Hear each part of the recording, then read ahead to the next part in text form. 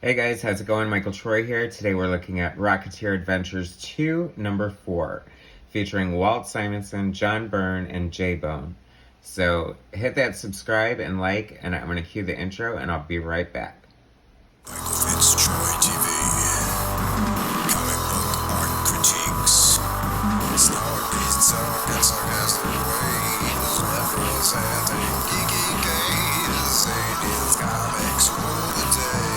Hurry up and turn that page. MichaelFitzTroy. Alright guys, so of course I had to show you this one because it's got a story by John Byrne. I do love The Rocketeer. This created by Dave Gibbons. You should be familiar with The Rocketeer, even though he's pretty old. He came from the 80s, but there was a movie, and he's had several series. His creator, Dave Stevens, is an amazing artist. People love his work. He's an artist. Very popular among other,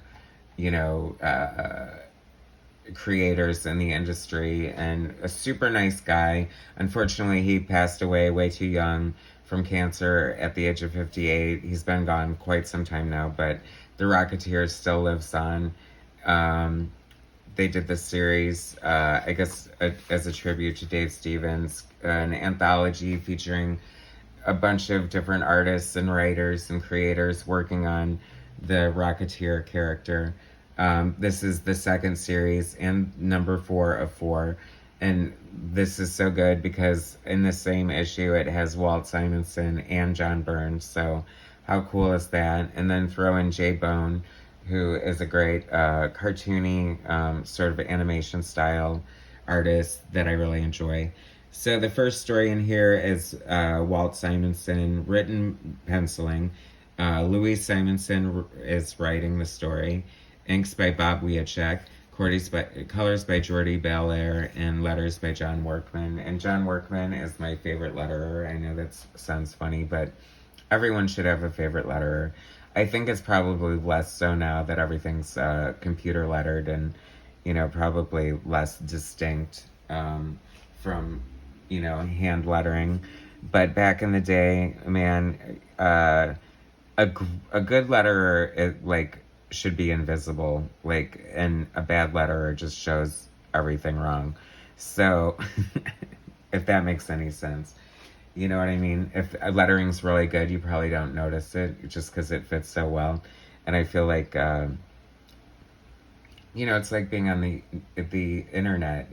Everything that's negative is so much easier to see and point out. So anyway, Rocketeer takes place in the 30s, and it's got kind of an Art Deco style, very adventure strip sort of vibe to it. And I've always just thought it was fun. Cliff is the Rocketeer. He has this rocket and this helmet that he developed while working for the government. Wind up stealing it. They forbade him to join the war effort, and he wanted to fight for his country and blah, blah, blah. His girlfriend is Betty, based on Betty Page. Obviously, Dave Stevens, the creator, he's kind of known as a good girl artist, so he loves doing pinups and draws really beautiful women. And Adam Hughes was influenced by him in a big way, if you're an Adam Hughes fan. And it's funny because in the movie The Rocketeer, the Betty character is there, but they changed her name to Jenny to avoid any conflicts of being sued or anything by Betty Page, I suppose. Although apparently Dave Stevens wound up befriending Betty Page, and they became pretty good friends until she died. So she was aware of the character and cool with it, so that's very cool. I love Walt Simonson's art. It's so much fun, and just he has such great superhero art because it's pleasing to the eye, but he's telling great stories with a lot of impact and power. I don't know. I love his speed lines, or just the way he draws these really long lines that don't break up. It just gives such great movement to the page, and just makes it a lot of fun. I've just always enjoyed his style. I think I was first introduced to his work on the X-Men Teen Titans crossover, and I didn't look back after that because he's Walt Simonson, and he's awesome. And then my brother was reading Thor by Walt Simonson, so I had exposure to him that way. So he is just a legend. Very cool. Now, the second story here is illustrated by J. Bone. He definitely has more of an animated, sort of cartoony style.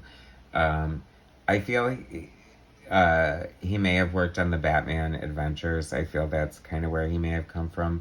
But that's where I remember seeing his work initially, like on series like Gotham Girls and things like that, maybe annuals and one-shots. Doesn't do a ton of comic book work, but when he does, it's always a treat because I just love his style. He's got a great, fun, easy style. Very pleasing. This is a super cute story written by David Mandel, or Mandel, if you'd rather. But I don't know. He's going over to his girlfriend's house. She's cooking him dinner. He gets teleported to another planet where he's basically held hostage, although he thinks he's being nurtured back to health by them. And it's just a comedy of errors and confusion. And as usual, and this is why probably aliens avoid us, he does more harm than good when encountering this different species on a different planet. So, I mean, we would totally do that as humans, I think. So that's very funny and ironic and cheeky, and I love it. So, Rocketeer, the fair game. This is cool. This is our John Byrne story that we've all been waiting for, doing the Rocketeer. This is totally John's wheelhouse, I feel. He loves, like, the 30s and 40s. He loves, like, the period pieces. He loves these pants. I mean, I feel like I've seen these pants on John Byrne characters many times. And the Cold War miniseries that he did for IDW, OMAC. I mean, he loves those pants. I wouldn't be surprised if he owned some himself. So this was written and drawn by John Byrne and colored by J. Bone, so that's kind of cool. The book, even though it's by 3 different artists, does sort of have a consistent look with the color palette, so I think that's like the way to unify anthologies sometimes. Although I'm all for anything goes as far as art is concerned. I can't lie. I don't know if it was the period of John Byrne's art, just the way he was inking or whatever. Everything looks great, but not the most dynamic story considering everything that's going on. But I don't know. I mean, John Byrne, I love the way he draws women. He draws such pretty women, but he's drawing Betty Page, and I don't know. I want a little more. But I'll take it. It's still good.